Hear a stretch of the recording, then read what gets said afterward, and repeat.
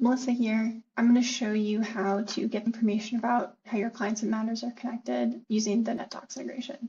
Go to Settings, click on NetDocs down here below Integrations, and then you'll click Connect.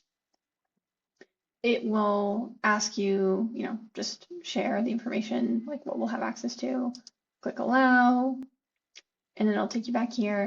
You'll pick your cabinet that has the clients and matters in it. If you use practice areas, you'll check that, but if you don't, you can leave it undone. And then click Download Client Matter Report. And this is going to show you the clients and matters in LeanLaw and the matches that we found in NetDocs. If there's not a match, then it'll be on its own. For right now, you're going to stop here